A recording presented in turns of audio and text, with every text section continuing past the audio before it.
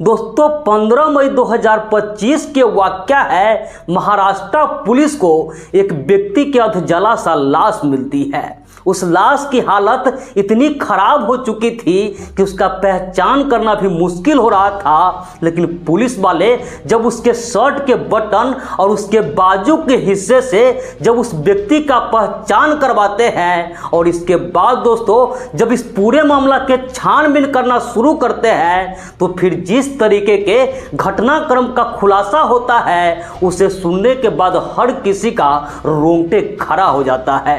वाकई में दोस्तों आज की जो घटना है जब आप भी सुनेंगे तो कहीं ना कहीं सोचने पे मजबूर हो जाएंगे कि आखिरकार जो पत्नी अपने पति के साथ 7 जन्मों तक साथ निभाने का वादा करती है, आखिरकार वही पत्नी अपने ही पति के साथ इस तरीके की घटना का अंजाम कैसे दे सकती है।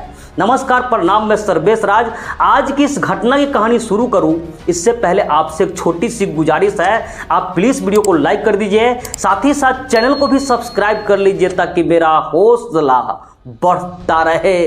तो दोस्तों आज आपको जिस घटना की कहानी सुनाने जा रहा हूं, दरअसल घटना है महाराष्ट्र का एक जिला है यवतमाल और इसी जिला के चौसाला जंगल में 15 मई 2025 के दिन पुलिस वाले को एक व्यक्ति की लाश मिलती है। वो लाश आधी जल चुकी थी इसलिए उसका पहचान करना मुश्किल हो रहा था। अब जो पुलिस वाले होते हैं उसके आसपास के इलाकों में अगल बगल के जिलों में जो भी व्यक्ति गायब था, जो भी व्यक्ति लापता था, उसके बारे में पता लगाने का कोशिश करते हैं।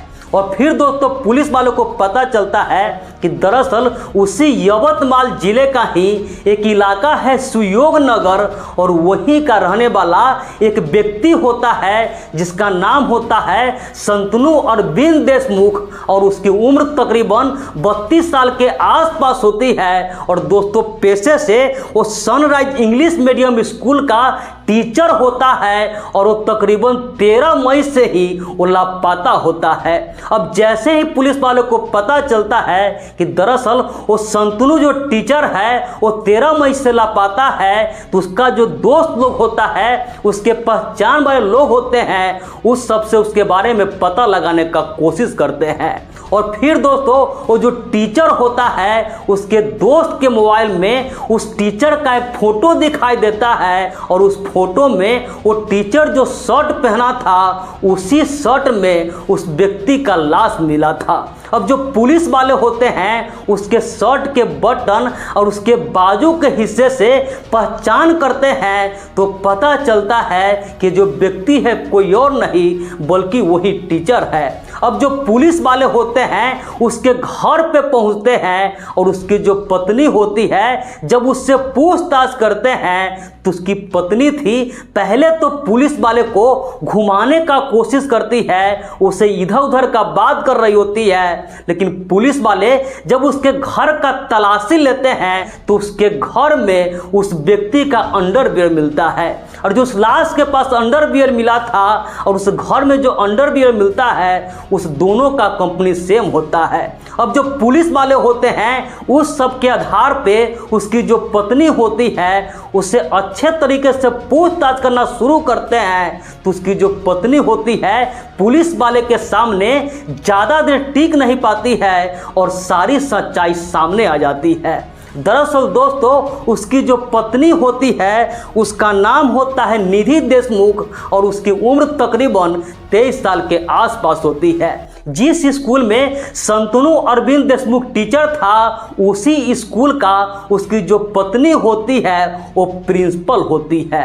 और आज से तकरीबन 1 साल पहले वो दोनों एक दूसरे के साथ लव मैरिज करते हैं और इसके बाद दोस्तों वो अपने घर वाले से दूर वो पति पत्नी बड़े ही आराम से अपना जिंदगी जीना शुरू करते हैं। उस दोनों के बीच सब कुछ ठीक ठाक चल रहा था लेकिन जैसे जैसे वक्त बीतता है अब धीरे धीरे कहीं ना कहीं जो उसका पति होता है उसे शराब पीने की लत लग जाती है। अब शराब पी के अपने घर आता था और उसकी जो पत्नी थी उसके साथ वो मारपीट किया करता था, यहाँ तक कि उसका एक वीडियो भी बना लिया था और अश्लील वीडियो के जरिए अपने उस पत्नी को ब्लैकमेल करता था। अब कहीं ना कहीं जो उसकी पत्नी होती है निधि देशमुख, इस सबसे बहुत ज़्यादा परेशान थी। वो मानसिक रूप से और शारीरिक तौर पे परेशान थी। और फिर दोस्तों अपने पति को रास्ते से हटाने के लिए वो गूगल पे आइडिया तलाश करती है।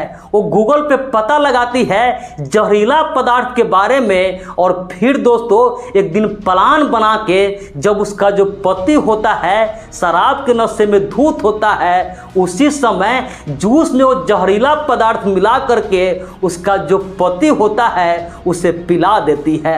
और जब उसे लगता है कि जो उसका पति है इस दुनिया को छोड़कर जा चुका है, तो उस दिन दोस्तों यानी 13 मई 2025 के दिन भर लाश उसके पास ही रहता है। और फिर जो उसकी पत्नी होती है यानी कि निधि देशमुख होती है, उसका स्टूडेंट होता है जो कि 9वीं का छात्र होता है।